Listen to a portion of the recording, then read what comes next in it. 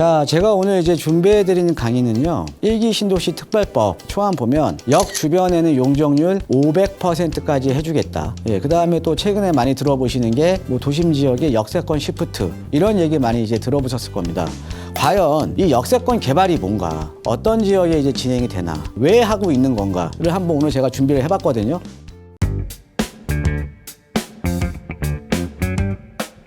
자, 역세권 개발을 왜 하냐면요, 특히나 서울 같은 지역은요, 지금 이렇게 주택들이 빽빽하게 올라갔잖아요. 그리고 땅도 없습니다. 땅도 없기 때문에 서울 도심 내 주택을 공급할 토지가 없어요. 주택을 공급할 토지가 없으니까 서울 같은 경우는 대부분이 어떻게 이제 신규 아파트를 공급을 합니까? 재개발이라던가 재건축이라던가 이런 정비 사업을 통해서 새 아파트를 공급을 하죠. 자, 그런데 사실은 재개발은요, 낮은 저층주거 지역 헐리고 아파트 올라가게 되면 대부분의 우리 지금 시청자 여러분들 그렇게 생각하실 거예요. 그러니까 새 아파트가 높게 올라가다 보니까 주택 공급 효과가 상당히 높은지합니다. 자, 그런데 재개발은요, 주택 공급 효과가 없어요.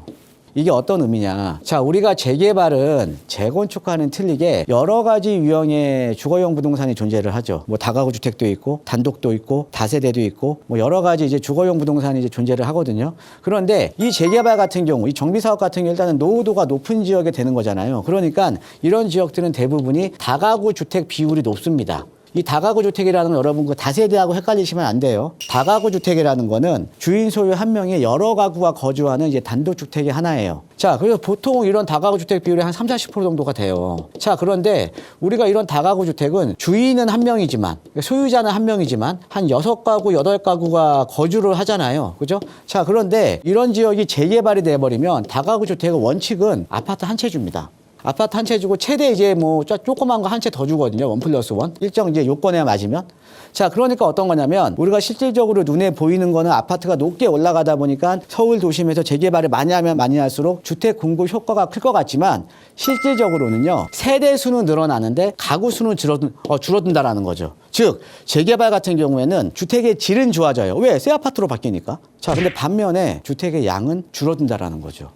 그래서 우리가 재개발은 재건축에 비해서 주택 공급 효과가 없는 겁니다. 자, 그러다 보니까 고밀도로 이제 개발을 할 필요성이 이제 대두가 되는 거죠. 좀 용적률을 높여줘서 고밀도로 이제 개발을 해야 되는데, 자, 중요한 거는 고밀도로 개발을 하게 되면요, 이 강북 지역은 특히나 자연 발생적으로 발생이 된 구도심 지역이잖아요. 자, 근데 어떤 지역을 이렇게 고밀도로 개발을 한다라는 거는 우리가 인프라들이 또 새롭게 들어가야 되는데 지금 인프라가 새롭게 들어가지는 못하잖아요. 그러니까 우리가 모든 지역을 고밀도로 개발을 하기에는 교통이라던가 인프라가 감당을 못한다라는 거죠. 그래서 이런 교통이라든가 이런 인프라가 감당이 가능한 지역이 어디냐? 그게 바로 지하철 역세권 지역입니다. 아무래도 역세권 지역에 고밀도로 개발하게 되면 대중교통을 많이 이용할 거 아닙니까? 그래서 역세권 개발에 앞으로 용적률 서울 도심은 최대 700%, 그 다음에 1기 신도시 같은 경우도 앞으로 재생사업하면 역 주변은 최대 용적률 500% 이런 역세권 개발이 나오게 된 이유로 이제 이해를 하시면 될 것 같고요.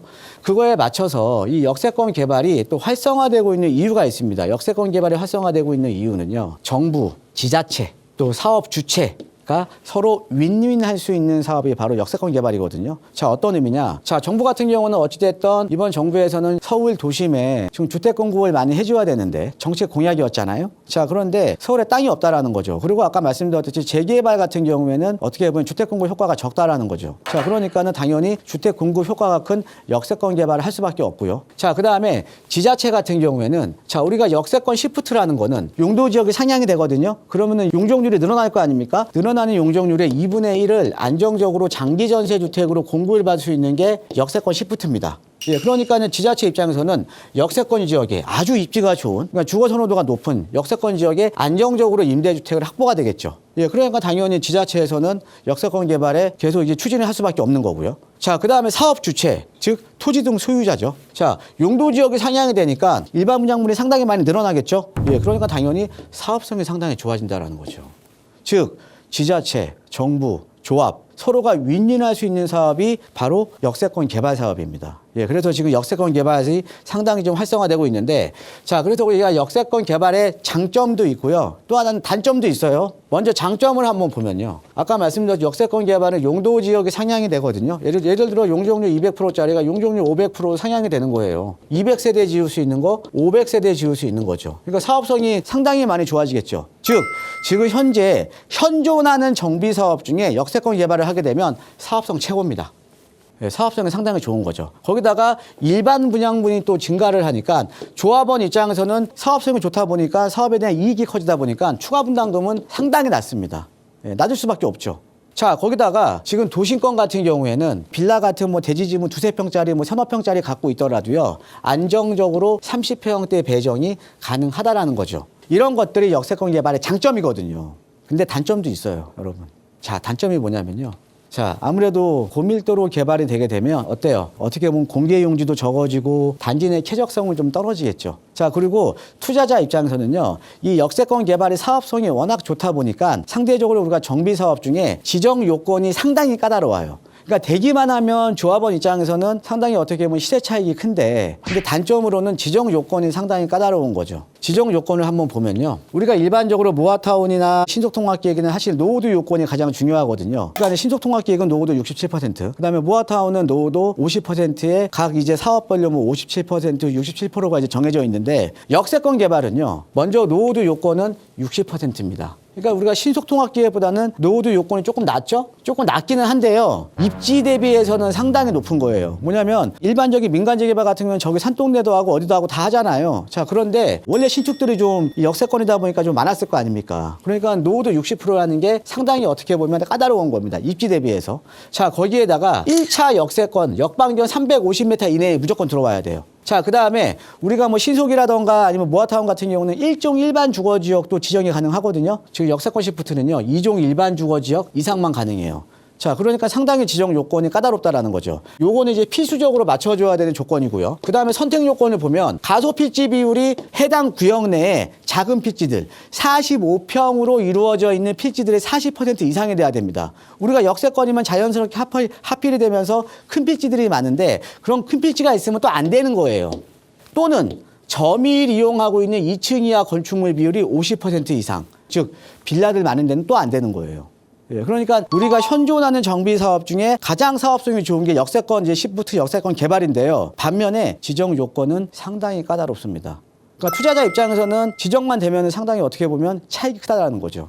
그래서 여러분 이 역세권 개발은 어디다가 하셔야 되냐면요. 일단은 우리가 고밀도로 개발된 지역들은 일자리가 많은 지역들입니다. 그러니까는 도심이라던가 부도심 지역에 아까 노후도 60%가 맞는 주거지역 쪽으로 들어가셔야 되는 거고. 자, 그 다음에 1차 역세권, 역반경 350m 이내 꼭 다 들어와야 됩니다. 이거 꼭 확인하셔야 되고요. 그 다음에 아까 말씀드렸듯이 2층 이하 건축물 비율이라던가 아니면 가소필지 비율을 꼭 살피고 들어가셔야 되고, 그리고 마지막 하나, 이게 가장 중요한 거예요. 과거에 역세권 시프트 이야기가 나왔던 지역을 검토하셔야 됩니다. 과거에 우리가 7년 전, 10년 전, 5년 전에 나왔던 지역들이 요 요건에 맞으면 앞으로 다 가능한 거예요. 이게 가장 어떻게 보면 핵심 포인트죠.